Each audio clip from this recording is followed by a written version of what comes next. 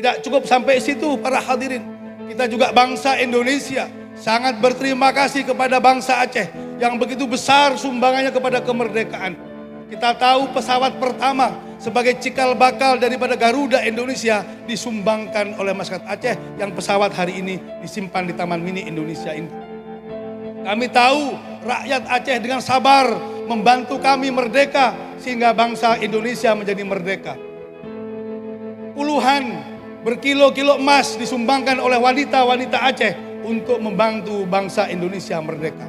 Demikian pula ibu kota Jakarta yang hari ini proklamasi didengungkan pertama, itu juga didirikan oleh Fatahillah adalah ulama yang dari Aceh. Seluruh peran ulama, seluruh minas salihin yang juga bersambung darah dan ilmunya kepada baginda Nabi besar Muhammad sallallahu alaihi wasallam. Inilah spirit masa lalu yang diangkat. Kami terus mendengungkan kepada anak muda Aceh agar tersambung nasab ilmunya, nasab latiahnya.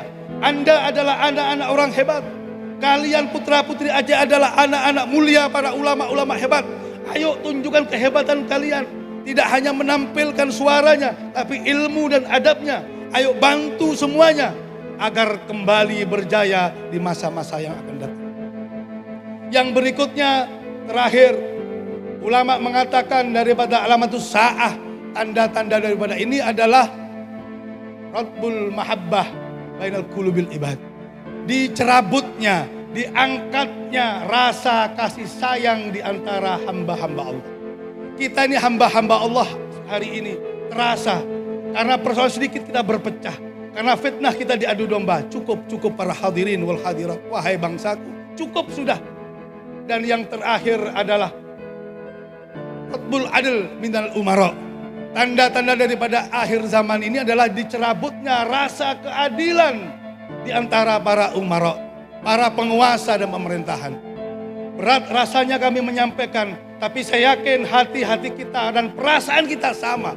Bahwa keadilan barang mahal hari ini para hadirin. Pengadilan di mana-mana banyak, tapi sungguh dipertontonkan di depan mata kita. Rasa ketidakadilan. Yang miskin semakin miskin, yang kaya merajalela, yang berkuasa dengan semenang-menang menentukan keadilan.